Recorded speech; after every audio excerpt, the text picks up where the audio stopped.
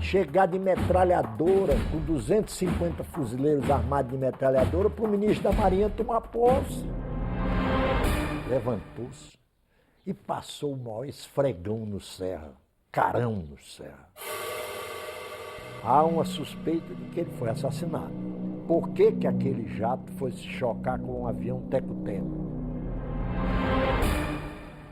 A redação do jornal pede para não matarem o senhor Fernando Gabeira. Assim, um pedido dramático. Ele deu um murro num dos interrogadores e eles partiram para a agressão e mataram o deputado. Aí o Médici, fumando um cigarro, disse mesmo assim, morreu em combate, né, Orlando? O Geis achou que tinha chegado a hora de um enfrentamento. Aí o Geis encheu o palácio de armas. Você já pensou o presidente e o vice-presidente da República se esmurrando no palanque das autoridades num dia de 7 de setembro?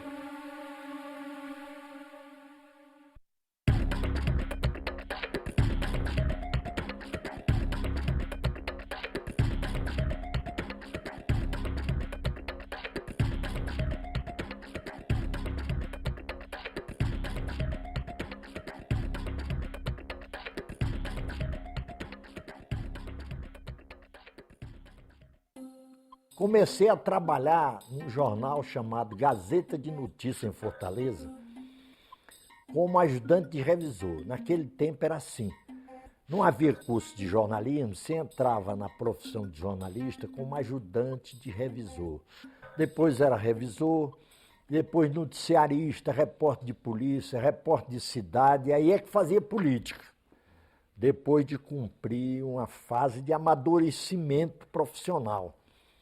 Polícia era um estágio importantíssimo para qualquer jornalista, porque ele dava a oportunidade de conhecer a natureza humana e os esgotos da sociedade, né? Eu era secretário-geral do Partido Socialista Brasileiro, eu não era do Partido Comunista, embora fosse ligado, aliado dos comunistas. E na campanha, na política também, aí eu fui expulso do Ceará. Os padres da Rádio Assunção, que era da Igreja Católica, me chamaram para trabalhar lá. Aí o padre, diretor da Rádio Assunção, padre Landim, me entregou uma passagem para o Rio dizendo: nós éramos o seu último bastião. Você não tem mais condições políticas de ficar em Fortaleza. Você tem que ir embora para o Rio. Está aqui a passagem. E eu, traumatizado com a violência, porque foi o coronel Vigílio Távora, governador do Ceará, e o deputado Armando Falcão que me expulsaram do Ceará, por motivos ideológicos. Mas aí eu cheguei em dezembro de 62. Eu procurei, o pessoal do Partido Comunista me arranjou à última hora. Eu acabei entrando na última hora. Entrei na última hora mais ou menos em janeiro de 63. E passei a trabalhar geral, fazia desde polícia, cidade, política, tudo. Tá?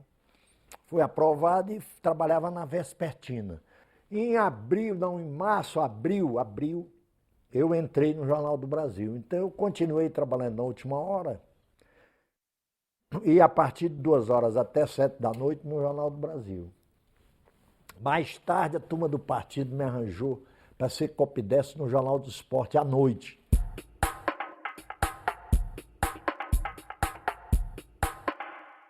Em 62, 63, aí começou a grande agitação no Rio.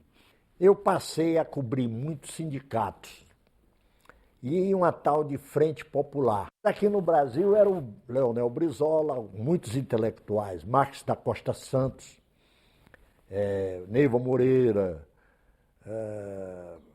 Ferro Costa. Eu me lembro até de uma reunião famosa da Frente Popular que compareceu o atual governador de São Paulo, José Serra, que era presidente da União Nacional dos Estudantes.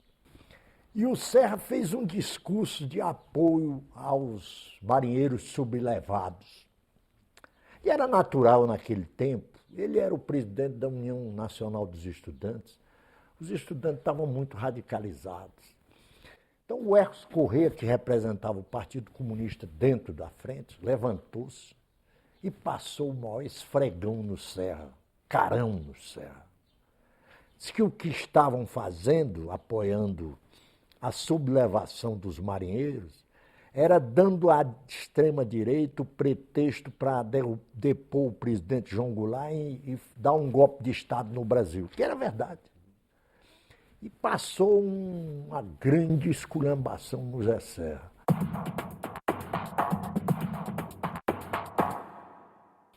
Eu assisti, então, o Jango nomear o Paulo Mário da Cunha Rodrigues,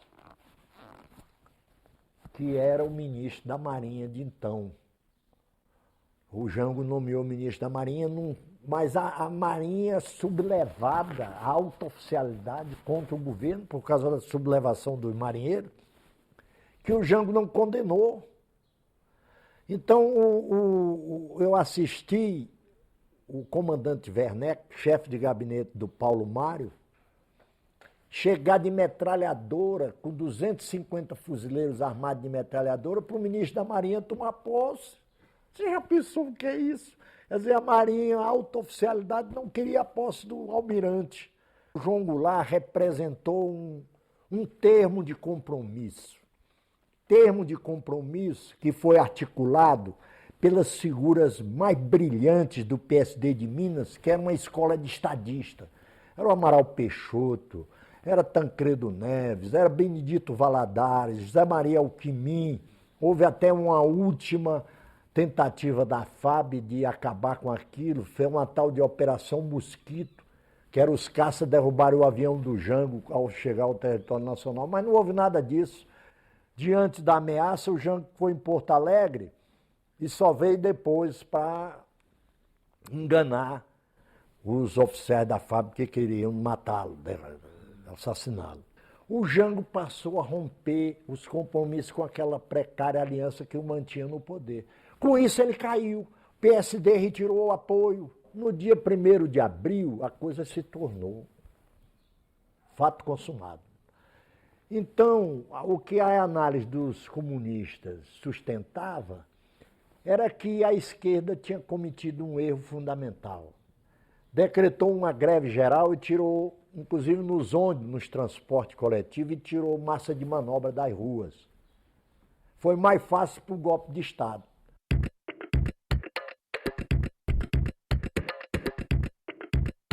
Eu fui na Escola Superior de Guerra, encontrei tudo praticamente fechada, só uma porta entreaberta, me anunciei como repórter do Jornal do Brasil, e o general Aurélio de Lira Tavares, que veio a ser ministro da guerra do general Costa Silva, e o general Kandal me receberam no comando da Escola Superior de Guerra. E eu perguntei a ele, por que essa intervenção militar? Nós não acreditamos que seja corrupção e subversão, porque a corrupção é o que é normal no Brasil e a subversão não tem esse risco para os senhores, nós sabemos que ele não tem, o exército tem muita força. Ele disse, não, olha, não tem nada de corrupção e subversão. A intervenção do exército é uma intervenção para acabar com essa história dessa competição de poder entre Carlos Lacerda, Leonel Brizola. O Brasil fica sujeito a esse impasse político permanente. O João Goulart, um presidente fraco, frágil, e o Carlos Lacerda e o Brizola abertamente, ostensivamente, disputando o poder, cada um radicalizando para o seu lado, um para a esquerda, outro para a direita. E o país sendo prejudicado. Nós temos um projeto para o Brasil.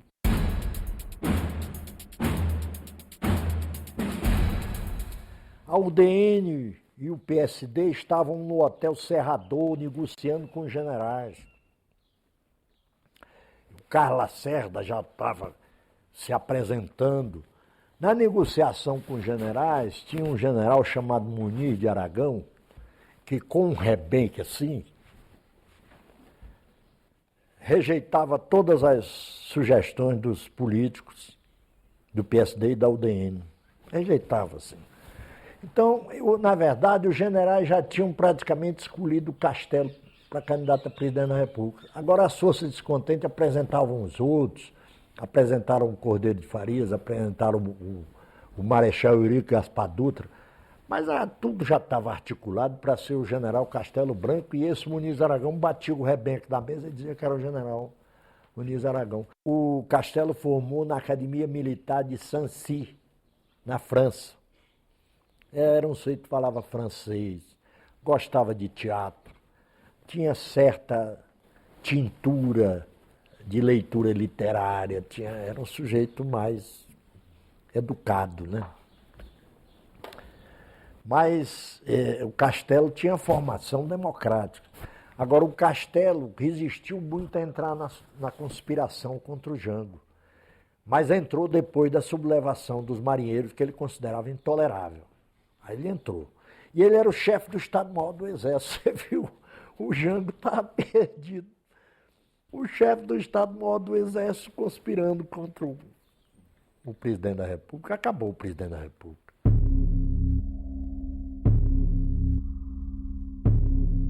O adicional número 1, de 9 de abril de 64, foi escrito por uma das maiores cabeças desse país, que era o doutor Francisco Campos. O apelido dele no Brasil era Chico Ciência. E ele era mineiro. E o Rubem Braga cunhou uma expressão definitiva sobre o doutor Francisco Campos, que foi ministro da Justiça do Getúlio Vargas, do Estado Novo. Ele disse: sempre que acende uma luz na cabeça do senhor Francisco Campos, o Chico Ciência, há um curto-circuito nas instituições democráticas do Brasil. E o adicional número 2 era truculento, era para derrubar o Castelo. O almirante Saldanha da Gama me entregou uma cópia. Eu fui para o PSD correndo ansioso, para dar uma manchete no Jornal do Brasil. Aí eu fui para a sede do PSD, estava lá o Heráclio Salles, que era meu chefe. Eu digo: olha, esse é o adicional número 2, é uma conspiração para derrubar o Castelo. No outro dia, o Jornal do Brasil deu uma chamada de primeira página, não manchete, que era muito... Já havia, então, uma espécie de autocrítica dos grandes veículos de comunicação com matérias que pudessem incendiar. O Castelo era visto ainda como um mal menor. Eles queriam era depor o Castelo, mas não conseguiram. Sabe o que o Castelo fez? Pegou as ideias do adicional número 2 e baixou ele próprio. Todas as ideias do adicional número 2 e caçou um bocado de gente. E o Castelo saiu com esse ato, extinguiu os partidos, 14 partidos da Constituição de 46, PSD, UDN, PTB. Aí vinham outros, PSC, PTC, PPS do Adhemar de Barros. Essa foi uma fase febricitante, vertiginosa. Era uma emoção a cada dia. Né? E todo mundo com medo, porque não era só você publicar matéria, você falar errado, você podia cair em desgraça. Era um negócio muito complicado. Então, terminado o governo do Castelo, começou o governo do Costa Silva, que era todo mundo sabia que aquilo não ia se sustentar. A Constituição de 67 assegurava liberdades democráticas, franquias democráticas, apesar de tudo, embora fosse uma Constituição autoritária, né?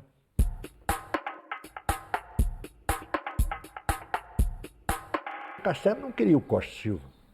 A relação do Castelo incluía o general Cordeiro de Farias, o Bilac Pinto, o João Agripino. O Castelo disse ao senador Daniel Krieger, que era o presidente da ARENA, Aliança Renovadora Nacional.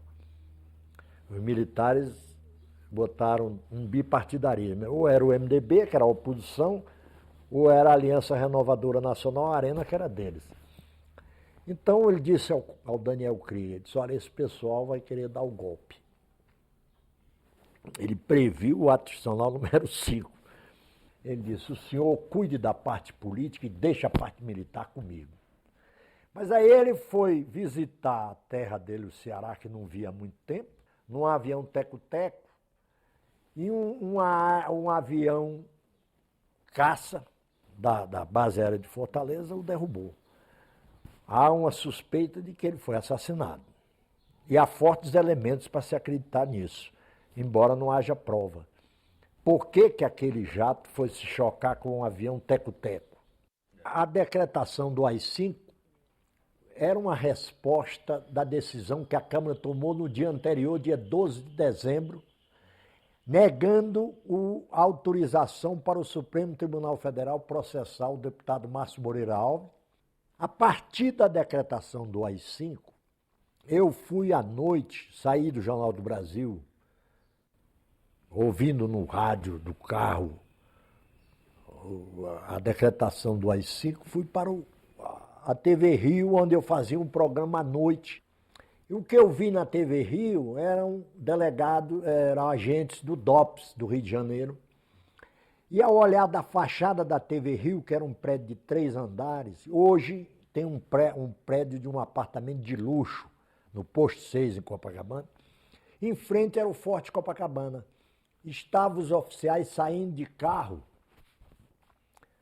para prender as pessoas que estavam em listas. E foram presas muitas pessoas na noite do AI-5.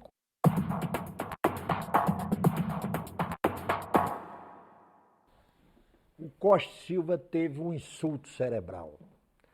Eu fui para a base aérea que funcionava ali próximo ao Santos Dumont. O avião presidencial descia lá. E eu fiquei esperando o Costa Silva. Os assessores dele, à frente o general Jaime Portela de Mello, que era chamado o Portelinha, botaram o Costa Silva com um cachecol para esconder o lado direito, onde ficou tudo inchado aqui. E ele ficou com a boca torta, por causa do AVC, acidente vascular cerebral. Ele não devia nem ter vindo. Andando, botaram ele para andar como se fosse um autômato. Eles atrás dele. Porque uma pessoa que tem AVC deve ficar deitado. Eles trouxeram o homem normal como se ele estivesse andando para ficar com poder na mão. Depois que o Costa Silva, a doença dele se tornou irreversível, aí o Exército chegou à conclusão que era preciso constituir uma junta militar. Estavam dizendo que por trás do Costa Silva quem estava manobrando o poder era o general Jaime Portela de Mello, que era um general de brigada, chefe da Casa Militar, e isso os generais de 4 estrelas do Exército achavam intolerável. Então, constituíram uma junta militar integrada pelos ministros militares. Então, com essa junta, o ambiente de terror, de medo, de pavor, tomou conta das redações e da profissão de jornalista. Ser repórter naquele tempo era andar em cima de um fio de navalha. Eu me lembro, eu era subchefe de reportagem de manhã do Jornal do Brasil, antes do AI-5, 67. O Gabeira, o Fernando Gabeira, era o pauteiro do jornal. O Fernando Gabeira abandonou a pauta e todo mundo sabia que ele ia para a clandestinidade. O Gabeira, quando foi preso, em 69, temia-se no Jornal do Brasil que ele fosse assassinado na Marinha. Então, o Dines me chamou e me credenciou aí ao gabinete do ministro do Exército, general Aurélio de Lira Tavares, falar com o coronel José Lopes, com quem eu me dava, que tinha sido oficial do general Reinaldo Melo de Almeida, e me tinha muita atenção. Eu digo, olha, eu vim aqui, não é no meu nome, eu vim em nome da redação do Jornal do Brasil, cujo editor-chefe me mandou vir aqui para dizer ao senhor que a redação do jornal pede para não matarem o senhor Fernando Gabeira. Assim, um pedido dramático. E o Mino Carta mandou me pedir que fizesse uma matéria com os coronéis da linha dura no Rio de Janeiro, que eram o mais agressivo, era o coronel Rui Castro, tinha o coronel Boaventura Cavalcante Júnior, tinha um coronel Araripe, que era um especialista em política nuclear. Eu fui com um fotógrafo, um grande fotógrafo da Abril, fazer uma matéria para a revista Realidade sobre esses coronéis. Ouvi o coronel Rui Castro, ele defendendo o fuzilamento de subversivos e corruptos. O general Jaime Portela de Mello, não sei porquê, soube dessa matéria. E para você ver como era precário o equilíbrio do regime. E o general Portela me mandou um recado. Fez um pedido para mim telefonar para ele, disse, você não pode publicar essa matéria. Essa matéria vai incendiar os quartéis e nós não podemos correr o risco. Nós estamos sofrendo pressão militar, o governo do Costa e Silva. Nós estamos nos esforçando para manter o regime dentro das regras constitucionais. Se você faz essa matéria, aí eu decidi atender o apelo dele. Não fiz a matéria. O Mino Carta não me perdoou. Mas a razão foi essa, eu não fiz para não agravar o processo que já era grave. Não era uma razão legítima?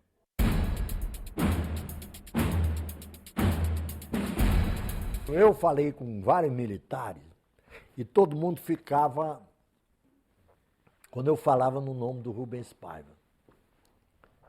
Nenhuma fonte militar quis me dar informação sobre o paradeiro dele. O senador Vitorino Freire um dia me disse no Palácio Monroe, conversando, disse, olha, o general Orlando Geisel me contou, ele era ministro da Guerra, ministro do Exército, que o deputado Rubens Paiva estava num interrogatório na Polícia do Exército, sofreu um murro, uma violência dos interrogadores, era um homem muito forte, e reagiu dando um murro em quem o torturou. Aí os torturadores partiram para, eram ignorantes, partiram para cima dele, o agrediram de pé, de mão, de tudo, mataram. Aí o Orlando Geisel ficou muito preocupado, era colega de turma do general Médici, chamava um ao outro de Orlando e Emílio. Foi para a base militar do Galeão, esperar o Médici que vinha de Brasília.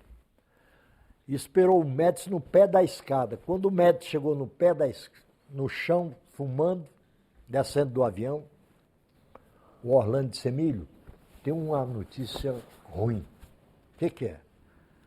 Numa sessão de interrogatório, que é como eles chamavam, mataram o deputado Rubens Paiva. Ele deu um murro num dos interrogadores e eles partiram para a agressão e mataram o deputado.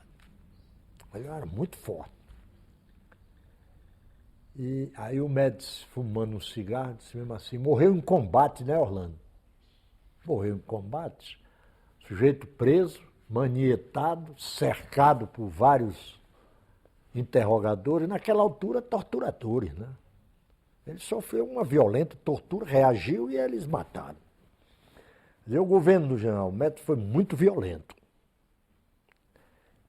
Quem entrava ali ou era torturado ou eliminado, né? Dependendo do grau de periculosidade do preso, né?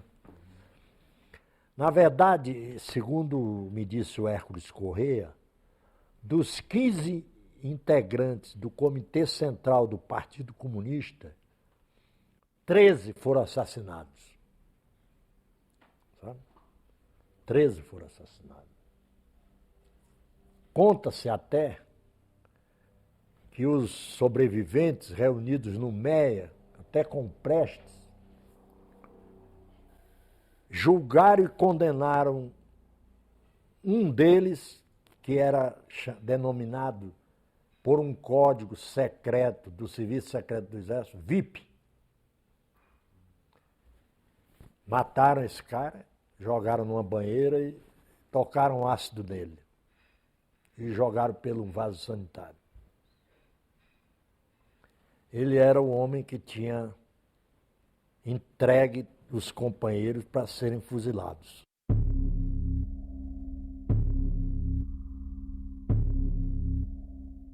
Então, terminada a fase do Médici, veio o general Ernesto Geisel. Então, ao general Ernesto Geisel seria deferida, não ao general Médici, que foi o homem dos anos de chumbo, a missão de promover a transição do autoritarismo para a democracia, como de fato ocorreu, ainda que ele tenha tido que agir com mão de ferro para abafar uma insurreição militar comandada pelo seu próprio ministro do Exército, general Silvio Frota. Um dia eu estou aqui em casa, recebo um telefonema do general Jaime Portela de Mello. E o general me ligou do Rio. Aí disse, Tarcísio, é o seguinte, nós fizemos uma reunião aqui, nós vamos fazer umas entrevistas com os chefes revolucionários da Revolução de 64. E seu nome foi escolhido para fazer as entrevistas no Jornal do Brasil. Eu vou aí a Brasília, na próxima, era terça-feira, isso foi um domingo. Depois da manhã eu vou para Brasília, eu quero falar com você. Você me procura num apartamento tal na Superquadra Sul 107. Eu fui lá. Embaixo estava cheio de vendedor de quibom. A gente sabe que o Serviço Secreto do Exército usa esses caras para esconder agentes com metralhadora em vez de quibom. Em vez de sorvete, né? Eu vi que ali tinha um aparelho do Serviço Secreto do Exército. Aí eu subi para o apartamento. Cheguei lá, estavam uns sargentos, tudo apaisando, mas nota pelo jeito. Daqui a pouco vem saindo o senador Jaber Passarinho, da conversa com o general Jaime Portela, o senador Dinarte Mariz, o então deputado Siqueira Campos. Eu fui introduzido. Eles tomaram um susto quando me viram, porque Aí chego lá e o general me diz, você tem que entrevistar o Marechal Odile Denis, era um dos chefes da Revolução, né? Mas aí eu comecei a viver uma crise de consciência. Eu devia uma obrigação com o segredo da fonte.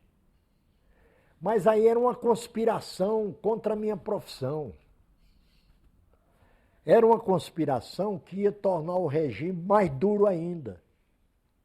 Não era só a sorte de um general no poder que me preocupava.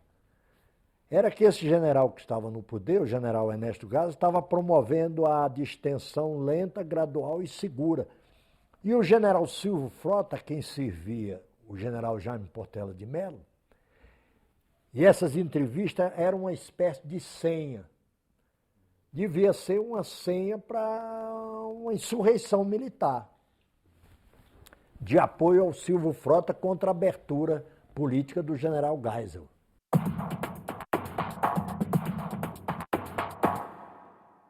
Um dos pontos principais do Código de Ética do jornalística, um código não escrito, mas respeitado, é você não entregar a fonte de informação. Isso é uma verdadeira obsessão de qualquer jornalista sério. Mas acontece que eu tive uma crise de consciência. Eu vou colaborar para interromper um processo de redemocratização, de reabrir uma perseguição política sem fim no Brasil. Aí eu telefonei para o Marechal Cordeiro de Farias, Oswaldo Cordeiro de Farias, que é uma figura mitológica no Exército, foi chefe do Estado-Maior da Coluna Prestes, e ele me disse, Tarcísio, eu estou indo aí para Brasília, você me espere, vá lá no hotel Torre Palace Hotel. Aí eu fui tomar café da manhã com o Marechal Cordeiro, fiquei só eu e ele com um livrinho, com uma caneta, eu dizendo os nomes do general Jaime Portela e outros oficiais que trabalhavam no gabinete do Frota e ele anotando. Isso foi mais ou menos no início de outubro de 77. Aí o Cordeiro foi ao Goberi e contou tudo, o Goberi cortou ao Geisel. Aí o Geisel achou que tinha chegado a hora de um enfrentamento. Aí o Geisel encheu o Palácio de Armas. No dia 12 de outubro de 1977, foi o dia que o Geisel escolheu para derrubar o Frota, para enfrentar o Frota. O Frota não esperava, era um feriado. Feriado religioso, dia de Nossa Senhora de Aparecida e dia da criança. Aí o Geisel chamou o general Hugo Abreu, que no Exército era conhecido pelo apelido de Chupetinha, e disse, Hugo, você telefona para o Frota e diga que eu quero falar com ele. O Ernesto Geisel o recebeu à frente, na cabeceira de uma mesa em pé, onde ele recebia e reunia os ministros, uma mesa grande, sem mandá-lo sentar. Aí disse, Frota, você traiu a minha confiança. Foi logo assim. Você não merece mais a minha confiança. Peça demissão. Aí o Frota disse, eu não peço demissão. Então eu lhe demito. Eu não aceito a demissão. E dali saiu para o gabinete dele. O palácio estava cheio de armas. É o que todo mundo dizia.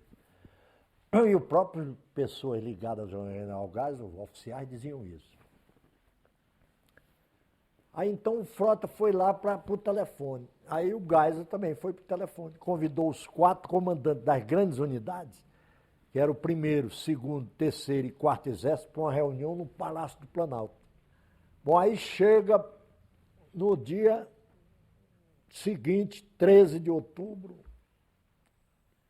chegam os generais no aeroporto de Brasília. Estão os ajudantes de ordem do presidente da República, Ernesto Geisel, e do ministro do Exército, Silvio Frota. Cada um chamando os generais para ir para o seu gabinete. O Frota queria que os 4 comandantes fossem primeiro no Forte Apache, porque ele derrubava o Ernesto. Mas não. Os 4 generais foram para a reunião com o presidente da República no Palácio do Planalto. E lá, o Ernesto Geisel anunciou que o comandante do 3º Exército, o general Hugo Bethlen, seria o novo ministro do Exército. E foi nomeado. Publicou a demissão do Frota e a exoneração do Frota e a nomeação do general Hugo Bethlen, que passou a ser o ministro da Guerra. Não houve reação nenhuma do Frota. A reação organizada frustrou-se, malogrou.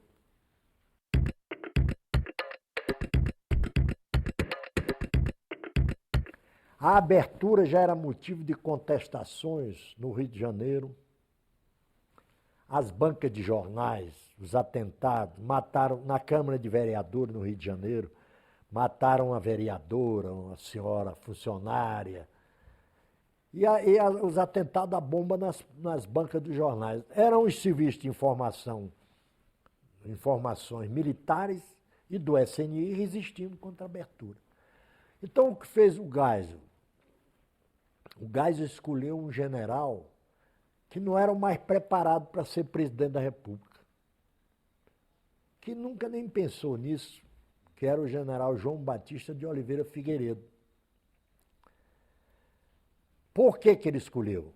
Porque o general João Batista de Oliveira Figueiredo era ligado ao sistema. O que era o sistema? Eram os órgãos de inteligência e de informação.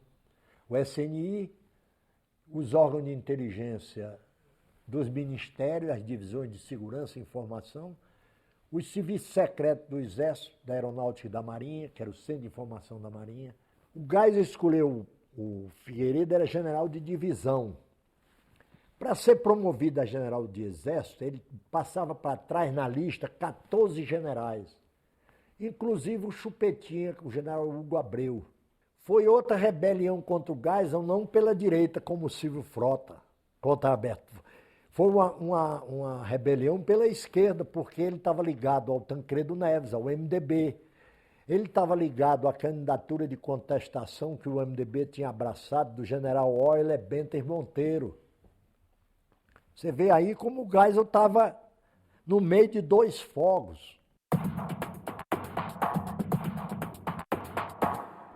Aí veio a suprema contestação do sistema dos serviços de informação e inteligência ao processo de abertura continuada do Figueiredo, com o atentado do Rio Centro.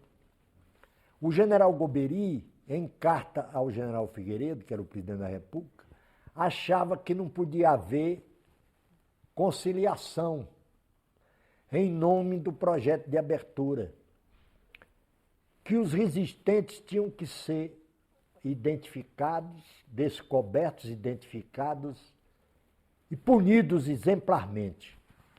O que fez o Figueiredo não quis. Ele era um homem do sistema, ele conciliou com tudo. O Golbery faz a carta e se demite. E quem pensou o general Figueiredo e o grupo duro para substituir o Golbery? o ministro João Leitão de Abreu, que eu conheci como chefe de gabinete do senador Mendes Sá no Ministério da Justiça, no governo do Marechal Castelo Branco, na Rua México, no Rio de Janeiro. O ministro João Leitão de Abreu disse que no 7 de setembro de 1984, ele, Leitão, foi para o palanque das autoridades ficar entre o presidente da República e o vice-presidente para evitar que os dois se esmurrassem. Isso me foi contado pelo ministro João Leitão de Abreu. Pois bom, então era uma relação assim muito... O Aureliano era um temperamento forte. O Figueiredo era pior. Eram dois temperamentos violentos. Então eram dois macacos em casa de louça. Você já pensou o presidente e o vice-presidente da República se esmurrando no palanque das autoridades num dia de 7 de setembro? Era notícia em todo o mundo, não era? Por isso o João Leitão de Abreu ficou como algodão entre os cristais.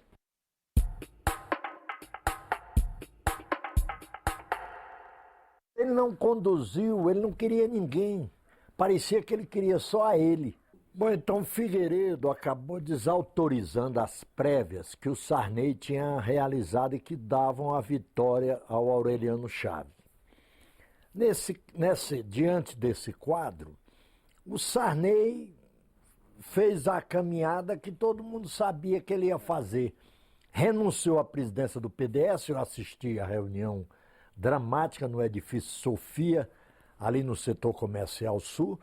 O Sarney estava armado de revólver, soube depois. Todo mundo sabia que o Sarney estava comprometido com a candidatura do Tancredo Neves. O Sarney se inscreveu no PMDB para poder ser indicado vice do Tancredo Neves. O Sarney me disse tempos atrás que o Figueiredo ficou irritado porque o Figueiredo estava querendo ir para o mesmo caminho do Sarney, que era o Tancredo.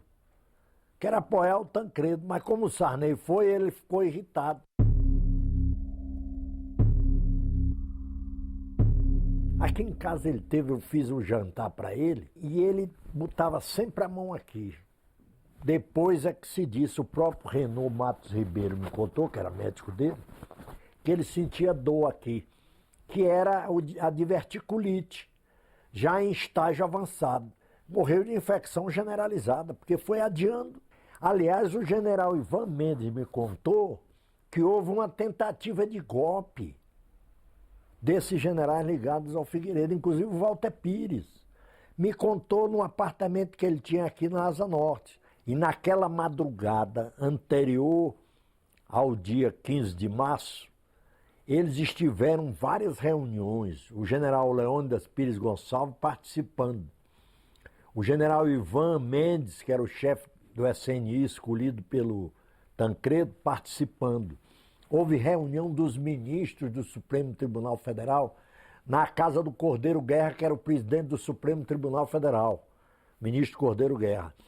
E eles acertaram aquela interpretação que tinha sido costurada habilmente pelo ministro João Leitão de Abreu. Mas o problema é que o PMDB achava que o Sarney era um usurpador. E tratou o Sarney sempre assim, cobrando um preço cada vez maior pelo apoio que dava ao Sarney. Foi um processo tortuoso, até porque o Brasil é um país do jeitinho. Quer dizer, o regime militar negociou no ocaso, negociou a sua retirada do poder e a transferência do poder aos civis. Essa aqui é a realidade. Então, por que negociou? Porque os generais não aceitavam a restauração imediata da eleição direta, que Ulisses ganharia. Ele não aceitava o Ulisses, não aceitava o Brizola. Então tiveram que negociar essa eleição indireta do Tancredo. Mas em 89 ganhou o Fernando Collor, que era fruto de uma política de marketing. E ele que combatia a corrupção, caiu pela corrupção. O Brasil saiu desse processo tortuoso de abertura política com com o comando dos próprios responsáveis pelo autoritarismo, né? Essa que é a verdade. Os generais é que comandaram.